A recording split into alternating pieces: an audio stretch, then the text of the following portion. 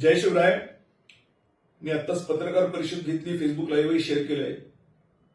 29च्या विधानसभेच्या संदर्भातला निर्णय जाहीर केलाय की मीच लढणार आहे.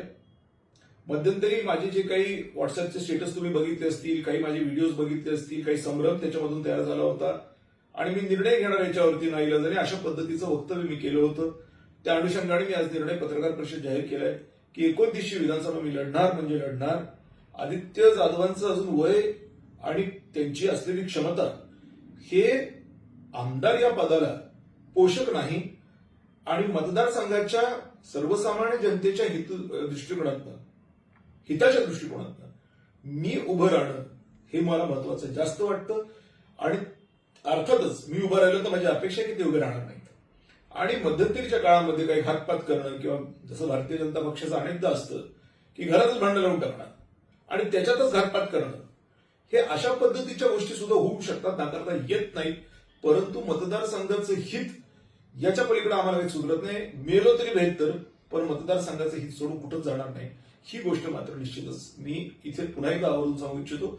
आणि म्हणून येणाऱ्या काळामध्ये संजना जाधव आणि हर्षवर्धन जाधव एकत्र येतील आणि मग काहीतरी होईल, या सगळ्या धादांत खोट्या गोष्टी आहेत. याच्यामध्ये आत्ताची येणारी जिल्हा परिषद, पंचायत समिती आणि नगरपालिकेच्या निवडणुकीचंही या एकंदरीत प्रवासामध्ये सहभाग आहे. आणि तिथेही आम्ही माणसं रायबांध जाधव विकास आघाडीची उभी करणार आहोत. अर्थात तिथेही आदित्य जाधवांना संधी मिळणार नाही, कारण का त्यांचं एज्युकेशन बाकी आहे. त्यांना अजून लॉचे पूर्ण वर्ष संपेपर्यंत अतिउत्साही वय असतं आणि त्या वयामध्ये माणसं थांबत नाहीत. हे मी माझ्याही वैयक्तिक आयुष्यामध्ये बघितलंय. मीही थांबत नव्हतो. आता मात्र ती चूक मी माझ्या मुलाबाबतीत करणार नाहीये आणि त्यामुळे जिल्हा परिषद लढण्याच्या अगोदर एकदा एज्युकेशन कंप्लीट करा. तुमचं पूर्ण जे काही कामकाज आहे ते लोकांपर्यंत जाऊ द्या आणि लोकांमध्ये तुम्ही व्यवस्थितपणे एकदा सेवेत सादर व्हा आणि नंतर मतदारसंघ तुमचाच आहे. परंतु तोपर्यंत त्याच्यामध्ये कुठेही हस्तक्षेप करू दिला जाणार नाही, हे मी आज स्पष्ट करतोय. आणि कुठेही कोणीही अशा भ्रमात राहू नये की दादांचं स्टेटमेंट वारंवार बदलतंय, कधी हे कधी ते, कधी हे कधी ते. तर आज मी जे काही तुम्हाला सांगतोय ही गोष्ट गेल्या अनेक दिवसापासून माझ्या विचाराधीन होती.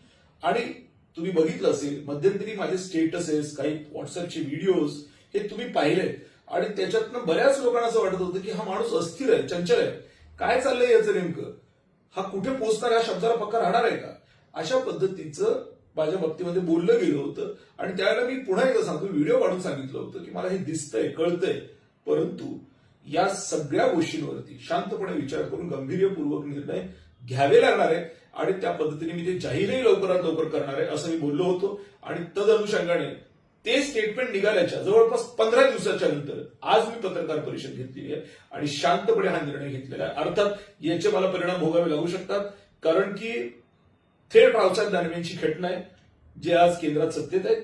वाटेल ते करू शकतात, गुन्हे दाखल करू शकतात, काहीही करू शकतात. त्यामुळे काहीही माझं होऊ शकतं हे मला माहीत असताना सुद्धा मी अशा पद्धतीचं धाडस करतोय. त्याचं कारण फक्त सर्वसामान्य जनता आहे आणि त्या जनतेसाठी मेलो तरी बेहतर, जेलमध्ये गेलो तरी बेहतर, ही गोष्ट मी प्रामाणिकपणे ते सांगतोय. माझ्या घरातल्या अगदी कुक पासून तर माझ्या ड्रायव्हर्स पर्यंत ही माणसं आणि माझा मोबाईल फोन सुद्धा ही हॅक्ट आहे असं म्हटलं तरी हरकत नाही, कारण की सगळंच त्यांचं आहे. तरी सुद्धा मी जिद्द बांधली आहे, कारण मतदारसंघाचा हित, मी पुन्हा एकदा सांगतो, त्या व्हिडिओतही बोललो होतो की मतदारसंघाचं हित ज्याच्यामध्ये आहे ते मला नाईलाजाने करावं लागेल. आज मी माझा प्राण पणाला लावून हा निर्णय घेतोय. आज माझ्याकडे पैसा नाहीये, पक्ष नाहीये, विरोधात असा माणूस आहे ज्याला सारं महाराष्ट्र घाबरतं, टरकतं.